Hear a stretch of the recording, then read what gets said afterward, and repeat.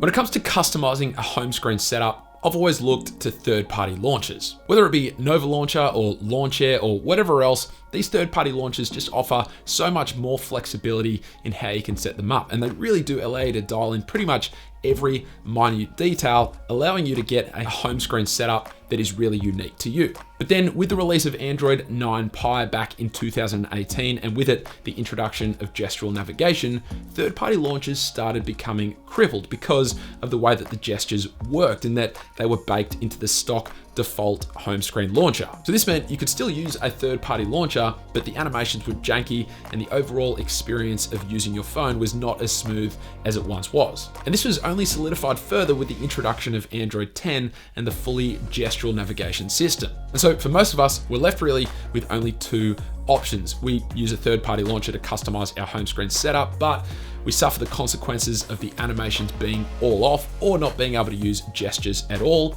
or we go back to using our stock boring home screen launcher and lose all of the customization flexibility. That is, unless you're using a OnePlus device. Now, the OnePlus launcher has always been pretty much the only stock home screen launcher that allows for decent customization. And the key word there is decent, because although the Samsung launcher does offer theming options, there really isn't a whole lot you can do to get it to look anything close to decent. And with the OnePlus launcher, you can change icon packs, icon size, the grid size, whether app names are visible or not, and there's even a very much appreciated hidden space section that allows you to hide apps that you don't want cluttering up your app drawer. Now, even though it sounds like a lot, and it is in comparison to most stock home screen launchers, if you just come from using something as versatile as Nova Launcher or Launcher, then it really doesn't feel like that much flexibility in comparison, and you are really limited in regards to the setups that you can achieve. But if you're happy to be somewhat flexible with your style and get creative, then you can actually end up with some really nice looking home screen setups. And so that mentality is exactly how I achieved my latest home screen setup using the OnePlus launcher itself. So it is a 2-page, fairly minimal looking setup. And before we dive into the nuts and bolts of what I've got loaded onto my new OnePlus Nord, if you want to see a full step-by-step breakdown of how I've achieved this setup using the OnePlus launcher, then let's get this video up to 4,000 likes. And if it does get there, then I'll release a separate step-by-step video tutorial.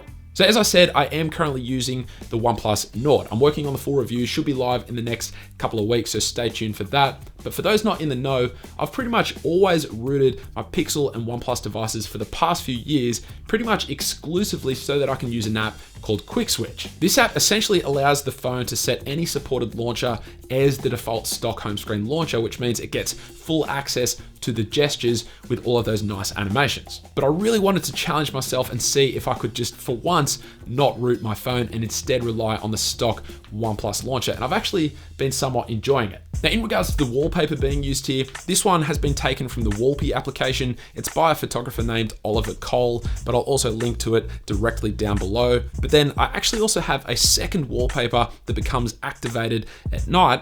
And this one is by a photographer named Annie Spratt, also found via the Wallpy application, but again, linked directly down below as well. So I set up these wallpapers to switch automatically at a particular time at night and in the morning using an app called Auto Dark Theme. You do need to set up permissions via ADB first, but the main reason for doing this is that the OnePlus Nord, or really any OnePlus device, is still yet to add a quick settings toggle to quickly turn on or off the dark theme, which is absolute bollocks. It is apparently coming in the next Android 11 update, but until then, aside from manually digging into the settings every time you want to switch the dark theme on or off, this is probably the best approach, and it automatically changes your wallpaper as well if you want it to. Now from there, up the top, I'm using a widget from the Shadow KWGT widget pack, which I've been digging lately. It's widget 001 to be precise, and I have this set up to launch into the battery menu within my settings, the Frog Weather shortcut application, the Google Calendar application, and the clock application respectively when tapping on each of the different elements. Now below that, we have 6 app icons laid out in the 2x3 configuration.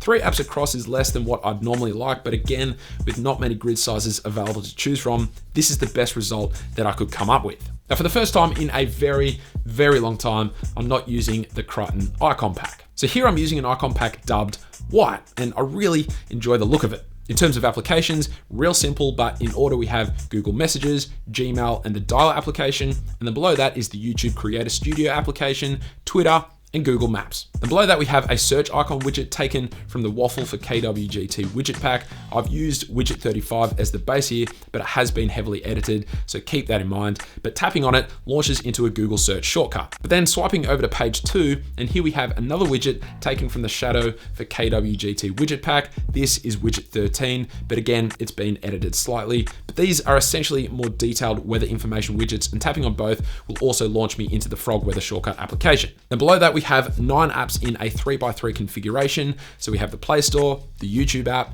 Instagram, Google Chrome, WhatsApp, then I have Microsoft Outlook, Spotify, Pocket Cast, which is my new podcasting application, and finally a shortcut to a work timetable widget that I've set up using the Shortcut Creator application. So that's it for my home screen, but then swiping up and into my app drawer, if we do a quick swipe down, you'll notice that every single app has its own beautifully designed icon from the white icon pack. But guess what? Not all of these icons were provided by the icon pack, and the OnePlus launcher isn't great at loading all of them in either, so I had to go through manually one by one for many of these icons and either set up the correct icon when it wasn't loaded correctly, or choose a different icon altogether that could pass for another app icon. Otherwise, it would stick out like a sore thumb.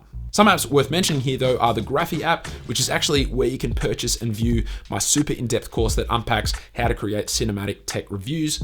Nice little plug there, but I'll link it down below if you're interested. I've also been using Memorigi for quite some time now as my go-to reminder application. Then below that, I use the Preview application to, well, preview my Instagram feed, which I like to curate at least somewhat to give it a clean look. If you're not already following me over there, definitely make sure that you do so. Then coming below that, and I still use Simple Note all the time for note taking, and I even use this on my desktop machine as well, and it has online cross-device syncing, which is amazing. But everything else is pretty much business as usual. And aside from that, that's really all there is to this setup. It's fairly clean and functional, but it means I get to enjoy all the benefits of still using the stock default home screen launcher, the main of which is the fluidity that comes as a result. A quick reminder, if you're wanting to see exactly how I set up this home screen using the OnePlus launcher and all of the customization that went into the various widgets that you saw as well, then drop a like and let's try and get this video up to 4,000 likes, at which point I will release the full instructional step-by-step how-to video that'll allow you to recreate this home screen setup. Aside from that, hopefully you enjoyed the video. Thank you all very much for watching, and I will catch you later.